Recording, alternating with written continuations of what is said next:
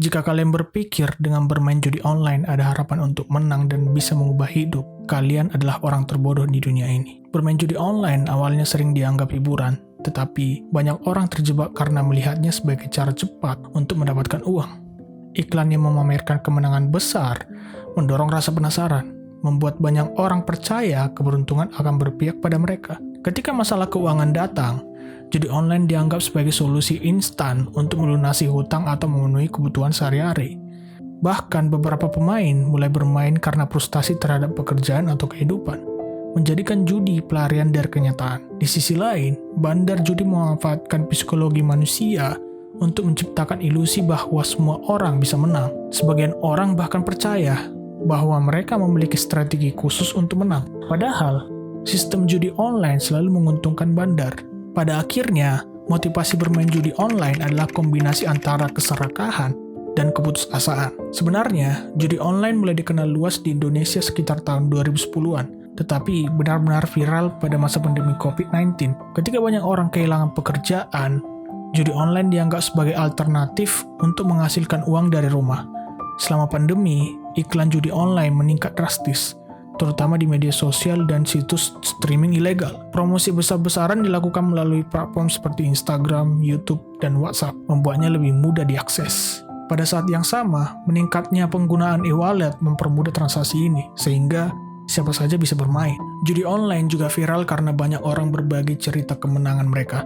Meskipun sebenarnya cerita itu sering dimanipulasi oleh bandar. Bahkan beberapa selebriti dan influencer turut mempromosikan situs judi, baik secara langsung maupun terselubung. Pada tahun 2024, judi online tetap menjadi fenomena besar dengan jutaan pemain aktif setiap harinya. Meskipun pemerintah berupaya memblokir ribuan situs judi, bandar terus bermunculan dengan domain baru. Ini menunjukkan bahwa judi online telah menjadi masalah sosial yang sulit diatasi. Minat terhadap judi online terus meningkat. Pada 2015, jumlah pemain judi online masih tergolong kecil karena keterbatasan teknologi dan akses internet. Namun, sejak 2020, jumlah pemain judi online meningkat pesat berkat perkembangan teknologi dan promosi yang agresif. Data terbaru menunjukkan ada sekitar 4 juta pemain judi online di Indonesia pada tahun 2024. Peningkatan ini didorong oleh algoritma media sosial yang menargetkan iklan kepada kelompok rentan. Sebagian besar pemain berasal dari kelompok usia produktif, yaitu dari 20 hingga 40 tahun. Ada juga lonjakan pemain dari kalangan pelajar dan mahasiswa yang sering menggunakan uang saku mereka untuk berjudi. Sayangnya, peningkatan minat ini diiringi dengan meningkatnya jumlah orang yang terlilit hutang akibat judi. Fenomena ini memperlihatkan betapa seriusnya dampak sosial dari judi online. Permainan slot online menjadi favorit karena kesederhananya. Statistik menunjukkan bahwa rasio menang slot adalah sekitar 1:10.000 hingga 1:100.000. Artinya,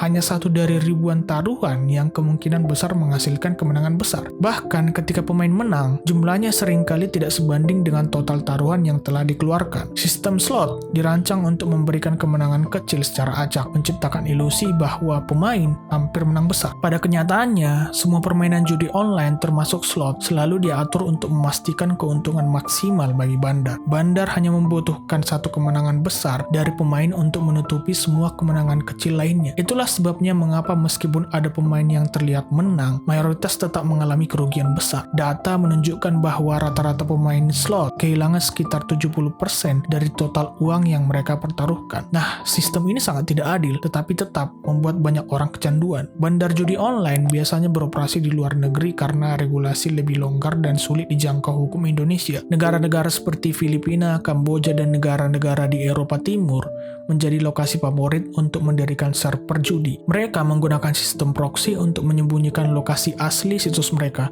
sehingga sulit dilacak. Banyak juga yang bekerja melalui jaringan gelap atau dark web, di mana identitas dan lokasi mereka hampir mustahil diketahui. Bandar judi online juga sering berganti domain untuk menghindari pemblokiran oleh pemerintah Indonesia. Sistem ini memungkinkan mereka untuk tetap beroperasi meskipun situs utama mereka ditutup. Tidak sedikit dari mereka yang bekerja sama dengan influencer lokal untuk mempromosikan situs judi secara terselubung. Meskipun pemerintah dan otoritas mencoba menindak tegas, keberadaan bandar judi online tetap menjadi tantangan besar. Ini menunjukkan bahwa memberantas judi online membutuhkan kolaborasi internasional yang lebih lebih kuat. Berdasarkan data terbaru, jumlah pemain judi online di Indonesia diperkirakan mencapai 4 juta orang pada tahun 2024. Kerugian finansial akibat judi online di Indonesia sangat besar, mencapai ratusan triliun rupiah setiap tahunnya. Menurut laporan, total transaksi terkait judi online di Indonesia mencapai 600 triliun rupiah pada tahun 2024. Sebagian besar uang ini langsung masuk ke kantong bandar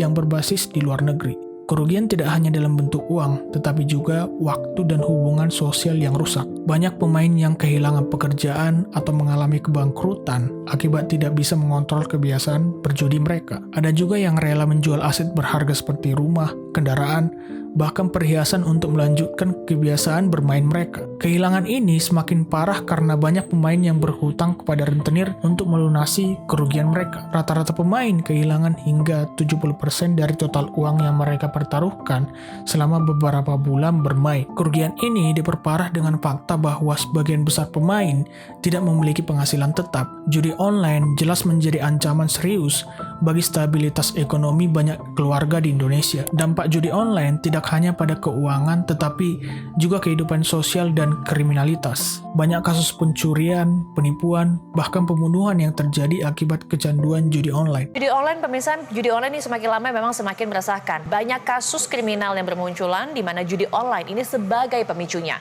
Mulai dari kasus pencurian hingga pembunuhan. Dua mantan karyawan beserta seorang rekannya kedapatan melakukan pencurian ponsel dan uang tunai. Seorang mahasiswi nekat menggelapkan 11 unit laptop milik teman-temannya.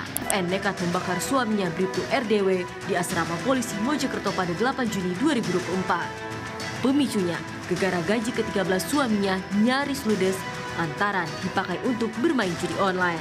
Judi online juga sering menjadi penyebab utama keretakan rumah tangga. Beberapa pemain yang tidak bisa mengontrol kerugian akhirnya mengalami depresi berat hingga bunuh diri. Judi online telah menjadi salah satu penyebab utama meningkatnya kejahatan ekonomi di Indonesia. Tidak hanya itu, kecanduan judi juga mempengaruhi kesehatan mental pemain, membuat mereka sulit berpikir rasional. Semua ini menunjukkan betapa besar dampak negatif judi online terhadap individu dan masyarakat. Judi online dirancang untuk memanfaatkan kelemahan psikologi manusia, terutama dalam hal pengambilan keputusan di bawah tekanan. Salah satu trik utama adalah near miss effect, di mana pemain hampir menang tetapi gagal. Ini menciptakan ilusi bahwa kemenangan besar sudah dekat. Sistem permainan juga menggunakan lampu berkedip dan efek suara yang menggembirakan untuk meningkatkan adrenalin pemain. Bahkan ketika kalah, efek ini membuat pemain merasa bahwa mereka bersenang-senang, sehingga cenderung mencoba lagi. Sistem bonus dan jackpot progresif dirancang untuk mendorong pemain mempertaruhkan lebih banyak uang. Penggunaan freemium di awal permainan memungkinkan pemain bermain tanpa modal, tapi kemudian memikat mereka untuk mulai bertaruh uang nyata. Bandar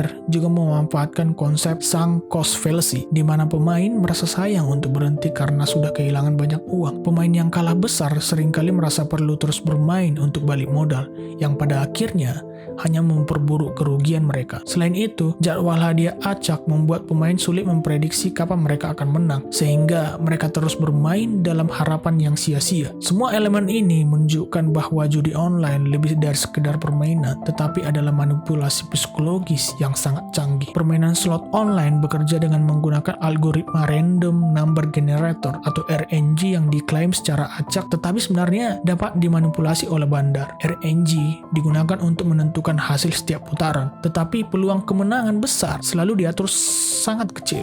Beberapa situs bahkan menggunakan sistem weighted reels, di mana simbol kemenangan besar muncul lebih jarang di gulungan tertentu. Sistem ini memungkinkan bandar mengontrol jumlah kemenangan yang dikeluarkan, memastikan keuntungan mereka tetap maksimal. Slot online juga menggunakan mekanisme hot and cold streaks, di mana pemain diberikan kemenangan kecil secara beruntun untuk memancing taruhan lebih besar. Ketika pemain merasa sedang beruntung, mereka cenderung meningkatkan taruhan, tetapi kemudian mengalami kekalahan besar yang sudah dirancang sebelumnya. Beberapa situs bahkan diketahui menggunakan bot untuk bermain melawan pemain manusia, membuat peluang menang semakin kecil. Dalam kasus tertentu, situs judi online dapat memanipulasi hasil langsung, terutama jika pemain baru saja menang besar dan ingin menarik uangnya. Semua manipulasi ini membuat pemain merasa mereka masih memiliki peluang, padahal Sistem sudah diatur untuk membuat mereka kalah dalam jangka panjang. Dengan cara ini, bandar judi online memastikan bahwa mereka selalu menang, sementara pemain hanya menjadi korban dari sistem yang tidak adil. Sekian pembahasan kali ini, semoga bermanfaat.